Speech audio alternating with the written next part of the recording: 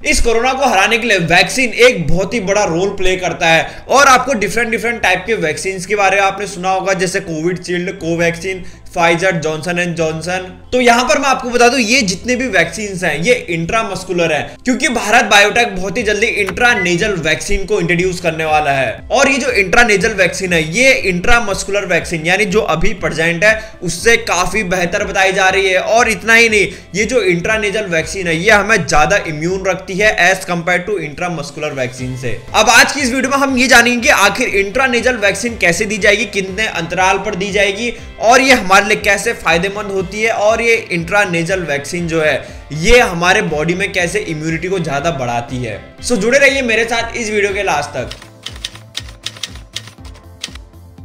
Bharat biotech जिसने Covaxin बनाई है, अब ये इंट्रानेजल वैक्सीन को बहुत ही जल्दी मार्केट में अवेलेबल करने वाला है। अब यहाँ पर जो ये भारत बायोटेक द्वारा इंट्रानेजल वैक्सीन बनाई गई है इसका नाम है BBV154। अब ये जो इंट्रानेजल वैक्सीन है ये आपको तो पता चल गया हो कि ये नाक के थ्रू दी जाएगी, मतलब जैसा कि अभी आपको इमेज में दिख रहा है। इस इंट्रानेजल वैक्सीन में नाक में एक स्प्रे सा दिया जाएगा जिसके बाद वो वहां पर इम्यूनिटी क्रिएट करेगा। अब यहाँ पर मैं एक बहुत ही अच्छी खबर आपको बता दूं, इसके जो फेज 1 के ट्रायल हुए थे और फेज 2 के ट्रायल हुए थे इस इंट्रानेजल वैक्सीन के, वो 100% तरीके से सफल हो गए हैं और ये अब फेज 3 के ट्रायल में है, क्योंकि भारत बायोटेक ने इस इंट्रानेजल वैक्सीन का ट्रायल एक चूहे पर और हैमस्टर पर किया था, जिसके बाद ये देखा गया कि माइस और हैमस्टर में एक अलग टाइप की इम्यूनिटी क्रिएट हो रही है और उसका इम्यून सिस्टम बहुत ही अच्छे से ट्रिगर हो चुका है। अब इससे पहले कि मैं आपको ये बताऊं कि इंट्रानेजल वैक्सीन काम कैसे करते हैं, तो थोड़ा मैं आपको अभी की जो वैक्सीन है उनके बारे में बताना चाहूंगा। अब जैसे जो इंट्रामस्कुलर वैक्सीन है जो अभी के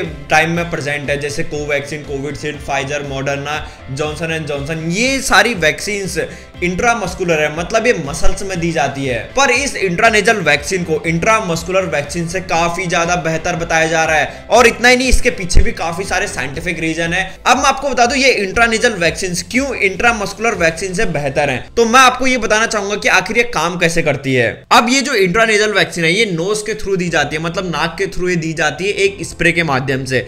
अब यहां पर क्या होता है कि मोस्टली टाइम जो वायरस होते हैं वो हमारे नोज के थ्रू, एयर के थ्रू हमारे नाक में, हमारी बॉडी में एंटर करते हैं। अगर हम इस इंट्रानेजल वैक्सीन को नाक में ही स्प्रे कर दें तो ये नाक में घुसने वाले वायरस को पहले ही रोक देगा, क्योंकि हमारे नोज में म्यूकस मेम्ब्रेन प्रेजेंट होती है। अब जैसे ही इस इंट्रानेजल वैक्सीन डाला जाएगा म्यूकस मेम्ब्रेन में इम्यून रिस्पॉन्स पैदा होगा, मतलब ये वैक्सीन हमारी बॉडी नाक से ही अपनी इम्यूनिटी को बढ़ाना शुरू कर देगी, जिससे कोई भी वायरस नाक के थ्रू एंटर नहीं कर सकता है। अब मैं आपको इसका अगर कंक्लूजन बताऊं तो एक टाइप से जहां से वायरस एंट्री करता है वहीं को हम ब्लॉक कर दे रहे हैं, जिसके वजह से ये जो इंट्रानेजल वैक्सीन है ये काफी अच्छी बताई जा रही है। अब यहाँ पर मैं आपको बता दूं ये जो इंट्रानेजल वैक्सीन को बनाने में जो चिंपैंजी में एक एडिनो वायरस नाम का एक वायरस पाया जाता है उसकी हेल्प से ये वैक्सीन बनाई गई है। अब आखिर मेन चीज ये है कि जो ये इंट्रानेजल वैक्सीन है ये एज अ बूस्टर डोज के रूप में दी जाएगी, मतलब ऐसा नहीं है कि जैसे कोवैक्सीन दी जा रही है 2 डोज में, तो ऐसा बिल्कुल भी नहीं है।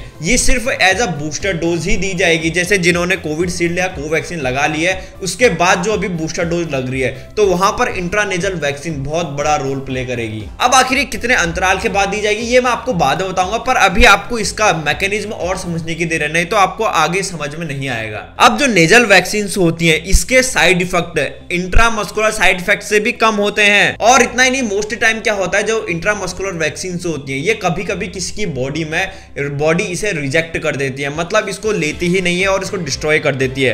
पर यहाँ पर जो इंट्रानेजल वैक्सीन है उनके साथ ऐसा बिल्कुल भी नहीं होगा, ये हर एज के पीपल पे लग सकती है और ये हर एज के पीपल को इम्यून रखेगी। अब ये जो इंट्रानेजल वैक्सीन है ये 175 पार्टिसिपेंट में अभी और ट्रायल होना बाकी है, मतलब अब देखा जाएगा कि ये आखिर हमें इम्यूनिटी कैसे प्रोवाइड कर रही है और ये हमें कोविड-19 से कैसे हमें बचाएगी। इंट्रानेजल वैक्सीन है ये 14 डेज में ही इम्यूनिटी को बढ़ाना स्टार्ट कर देगी। अब जैसे जो इंट्रामस्कुलर वैक्सीन थी वो हमें 2 डोज में लेनी पड़ रही थी और वो भी कम से कम 40 दिनों के अंतराल में हमें ये इंट्रामस्कुलर वैक्सीन लेनी पड़ रही थी, पर ये जो इंट्रानेजल वैक्सीन है ये 1 डोज में ही दी जाएगी रहेगी। और इस नेजल वैक्सीन में तो आपको पता चल गया होगा, इसमें सिरिंज की कोई भी जरूरत नहीं पड़ेगी, ना ही किसी को सिरिंज का दर्द सहना पड़ेगा। अब ये जो इंट्रानेजल वैक्सीन है, इसको बनाने के लिए सिर्फ भारत ही आगे नहीं है, कनाडा और ब्रिटेन ने तो 103 लोगों पर तो इसका ट्रायल भी कर दिया है और उनको इसके पॉजिटिव इंपैक्ट देखने को मिले हैं। मतलब उन 103 लोगों में से कोई भी पॉजिटिव नहीं आया है। सो आई होप गाइस आपको आज की इस वीडियो से इंट्रानेजल वैक्सीन के बारे में पता चल गया होगा और आखिर ये किस तरीके से काम करती है